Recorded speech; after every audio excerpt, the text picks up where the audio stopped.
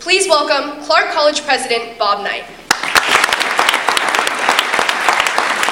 Please think about the word promise for a moment. A promise is a commitment that you will do something or that you will not do something.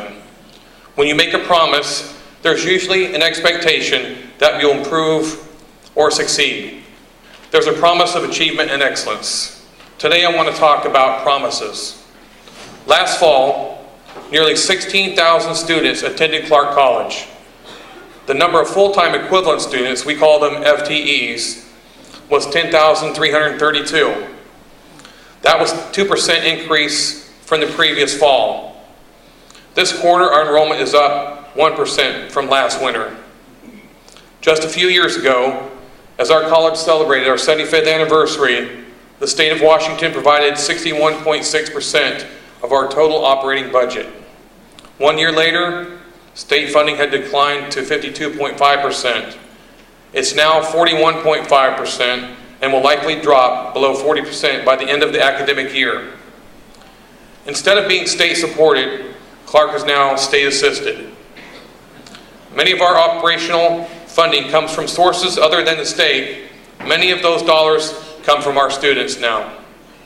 In the past 3 years, our students have experienced tuition increases of 7%, 7%, and 12%, and they're scheduled to have another tuition increase next year of another 12%.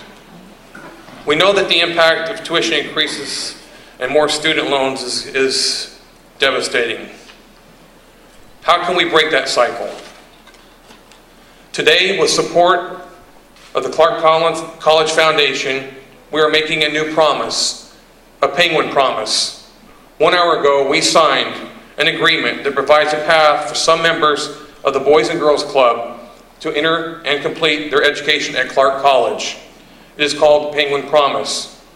If we succeed in getting community support, a pilot program will begin this fall.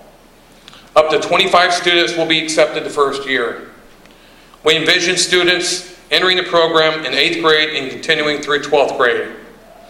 During this time, the Boys and Girls Club will provide mentoring and programs to help these students learn, strive, and achieve their educational goals.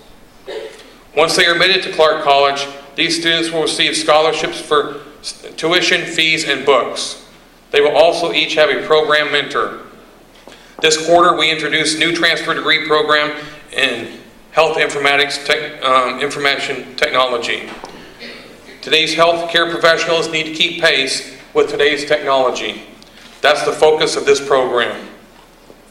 Speaking of today's technology, we now offer new degrees in graphic design, and we have updated our degree program in web design and development.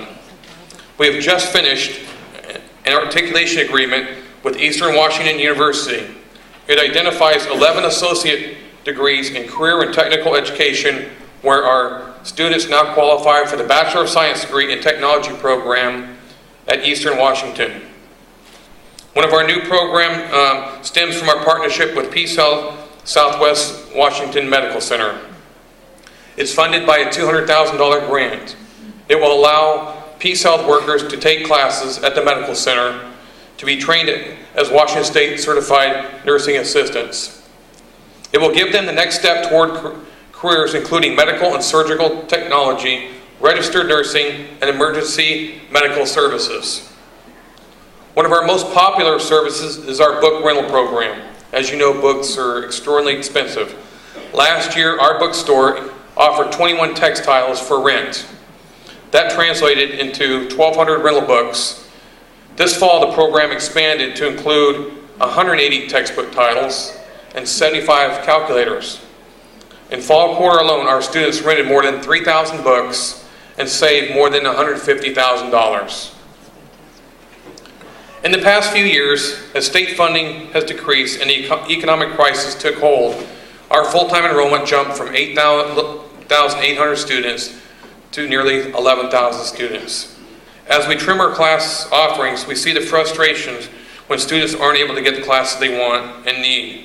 This keeps students from moving forward as quickly as they could.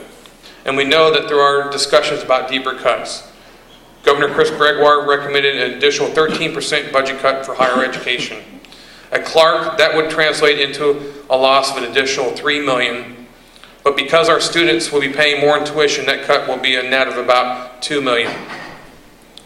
These are tough times, and we are not asking for a budget increase. However, more cuts will impact our ability to train the skilled workforce that Washington needs to drive our economic recovery. In her budget proposal, Governor Gregoire suggested offsetting the budget cuts to higher education and K-12 and public safety through a temporary 1/2 cent increase in the sales tax. That increase would end in 2015. If you share our belief that this is a wise investment in our state, we hope that you will let your voice be heard. We are asking our community once again honor that promise. We're asking you to do everything you can to support the dream of higher education in Southwest Washington. It's a promise to do whatever it takes to help us survive as we emerge from the Great Recession. It's a promise to help us ensure that our children, our grandchildren, know with certainty that they can attend college, graduate, and lead rich and meaningful lives. That's not only a Penguin promise, it's a promise of a bright future for our region for generations to come. Thank you very much.